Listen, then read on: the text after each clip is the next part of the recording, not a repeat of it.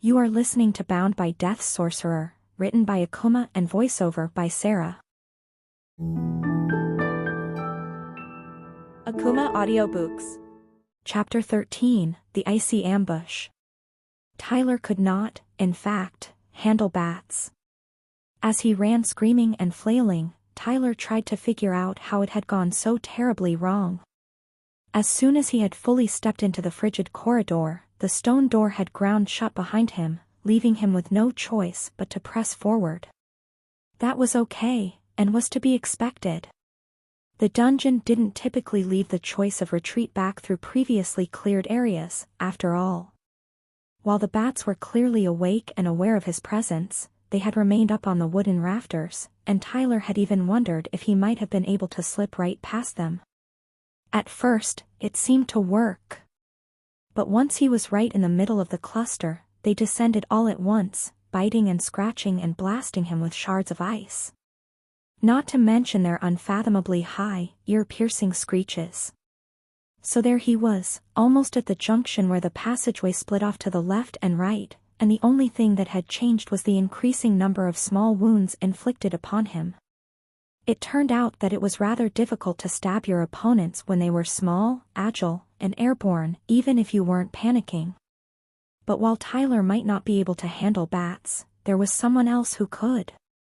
As Tyler burst around the corner, having decided on instinct to take the left passage, his flaming, fiendish summon flitted to the side just in time to smack into an approaching foe, rebounding with a burst of steam.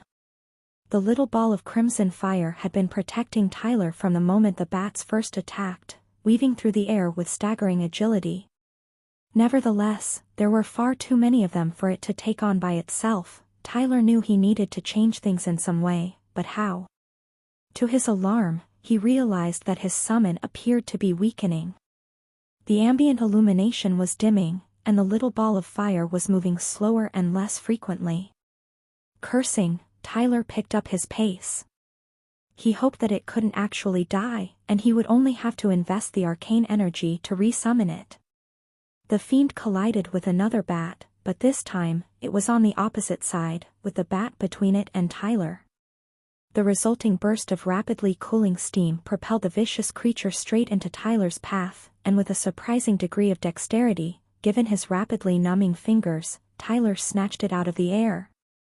It turned out not to be particularly durable, and within seconds Tyler had completely shredded the icy monster. Soul harvested. Harvested souls, 1. Unfortunately, there wasn't anything he could actually do with the small soul, as his only spell was the friendly fiend, which was currently not doing so great, as it was lagging behind, sputtering and dimming chaotically. Unless... Yanking on the soul, Tyler unraveled it, slurping up the resulting raw power like a particularly long noodle. The resulting reservoir of arcane energy in his soul was far, far smaller than that which came from the human woman's soul, which only made sense. For all the trouble they gave, the bats were merely small, weak dungeon monsters, not a long-living, thinking person. But nevertheless, it was power, and Tyler immediately attempted to pour nearly all of it into his summon. The energy responded to his command, funneling through the invisible, intangible connection between his own spirit and that of the fiend. And it worked, because the ambient crimson lighting refracting throughout the fog suddenly increased, bathing the whole corridor in its infernal glow. Tyler grinned as the little ball of fire zipped around him with renewed vigor. In fact, it seemed even brighter and more energetic than before, practically vibrating with radiated energy. If he could use it to kill even more. It's all about momentum. As Tyler dashed through a crude wooden archway, he spared a glance back, and realized that the bats had stopped following him, choosing to hang back several paces behind, circling in obvious agitation. Tyler frowned. It was nice to get a little respite, but the fact that the monsters wouldn't go further was worrying, to say the least. While Tyler didn't want to turn his back to the bats again, he needed to be sure that there wasn't something even worse lurking just ahead of him. Turning back around, Tyler saw a frosty blast headed straight for his face. Ducking just in time to avoid the spear of ice and frozen energy, Tyler rolled to the side. The fog cleared, and what Tyler could only make sense of as a colossal crab stepped forward, clicking its pincers menacingly. The colossal monster wore an even more enormous shell of thick, rough-hewn ice, giving it the appearance of a living rock. It was almost like an overgrown version of the pet crabs certain merchants sometimes sold to children, the ones that used old snail shells as mobile homes. Rising to his feet, Tyler continued to back up, putting even more distance between him and the colossal crustacean, keeping the cavern wall to his right. It turned out to be a mistake, as the monster stepped up to the archway, turned to face him, and plopped itself down, completely blocking what now appeared to be the only entrance and exit. Fudge! Gripping his dagger tightly, Tyler stared at the crab. Where had the blast come from? Opening its leftmost, larger pincer, the crab pointed the appendage in Tyler's direction. A swirling, pale blue vortex grew within the pincer, and Tyler narrowed his eyes, preparing himself to dodge. As the vortex brightened, the crab released it, and a spear of icy energy shot forward. Tyler dodged, but just barely. Fudge! He needed to be faster. But the monster was blocking the doorway, he needed to go on the offensive. Glancing over to his flaming summon as the crab prepared another vortex, Tyler had an idea. Can you hit it in the eyes? The two glowing eye stalks looked like a good target, and the fiend bobbed up and down before zipping straight towards its target. Tyler watched anxiously as the crimson ball neared the two luminous blue stalks, while also preparing to leap to the side again if the crab released the newly building vortex. Right as his summon was about to smack into the monster's eyes, a pulse of luminous energy coursed through the two glowing stalks, and a bolt of icy energy arced between them and outward, striking the fiend with full force. The summon exploded into fading crimson sparks amidst a cloud of steam. Tyler cursed. Fortunately, he wasn't completely plunged into darkness, as the crab itself provided no small amount of illumination. Unfortunately, it was still blocking his sole means of escape.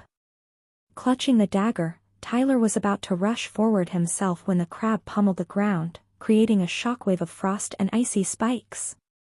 The attack radiated outward, growing like a ripple in water to take up nearly the whole ground.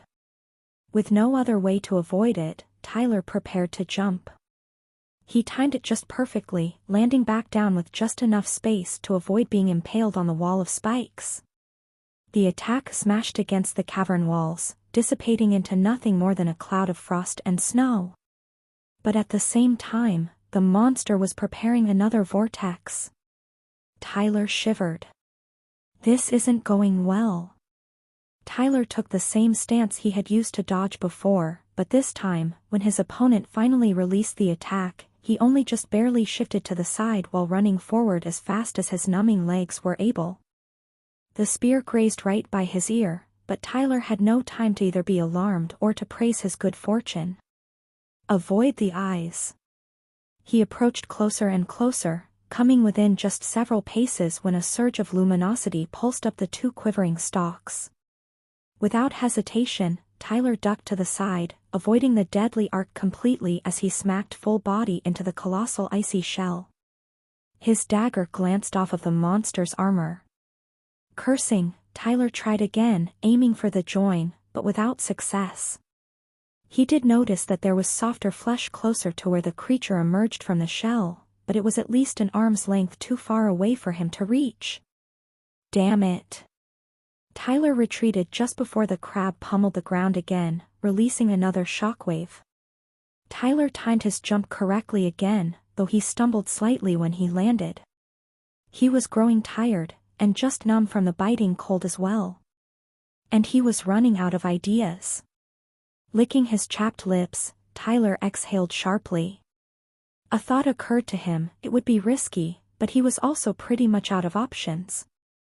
It wouldn't even kill the monster, only allow him to escape and possibly plan and prepare for a later offensive. Tyler summoned the book. Holding the heavy black tome out in front of him, Tyler waited as the crab charged up yet another vortex. Finally, the monster released its magic, but Tyler didn't dodge. Instead, he simply shifted his grip slightly, moving the book a few inches to the side. The magical, frozen projectile shattered against the book, frost gnawing at his fingertips, but the shield held. Ha! What better to use for defense than a completely indestructible receptor? The crab paused, as if thinking. After several more moments, it slammed the ground, conjuring another ripple of frozen spikes. Tyler didn't plan on jumping, though he prepared to, anyway. Instead, he merely set the book on the ground an arm's length away from his narrowly spaced feet. Where the wall of ice met the tome it shattered, leaving a gap that left Tyler perfectly safe to remain exactly where he was. Grinning, Tyler dispelled the book and then manifested it back in his hand, before waving it mockingly at the overgrown monster. "How do you like that? Two can play at this defense game, friend." The crab was already charging another vortex, but once more, the projectile shattered against the outstretched tome. Tyler laughed. He hoped the crab could get some sense of his emotions, just like he could interpret the irritated twitching of its eye stalks, because he needed it to be more impatient than he was tired. After several more rounds of projectile defense, the crab clicked its pincers, hefted itself up, and lumbered forward. Tyler tried his best not to grin. Just as planned. Unfortunately, it took every ounce of his willpower to remain where he was instead of rushing for the now open archway. If he didn't lure the crab far enough, then it could easily back up and seal him in once more. Several more anxious seconds passed, and then Tyler could take it no longer. Sprinting as hard as he could, Tyler dashed around the monstrous crab and through the wooden archway. He had worried that he would need to deal with the bats again, but they appeared to have left. Stumbling slightly, Tyler glanced back to the cavern behind him. The crab was most of the way through turning around, and it glared at him, but it didn't raise its pincer. Perhaps the dungeon restricts when it can attack. Cautiously turning his back to it, Tyler staggered back towards the fork in the passageway. Peeking his head around the corner, he peered into the entryway where he had first encountered the bats. Several pairs of tiny blue eyes peered back at him through the mist, but none of them moved. Exhaling slowly, Tyler crept past them and over to the other side. He was cold. So cold. His tunic and trousers weren't nearly enough to stop the chill from seeping into his bones or the frost from spreading over his skin. He needed a fire, or at the very least a blanket, just something to prevent his own body heat from uselessly bleeding off. As he continued forward, he forced himself to remain alert, but there were no other monsters in sight. As he rounded a bend, he thought he might have seen a large shadow, but then it was gone. Tyler shrugged. It probably wasn't important. He even doubted whether he had actually seen it. No, it was probably just his mind playing tricks on him, and there was nothing to worry about, as the passage was completely clear. Danger forgotten, Tyler continued forward, only to slip on a patch of ice. His indignant fall was the only thing that temporarily saved him from the lithe, shadowy form pouncing on him from behind.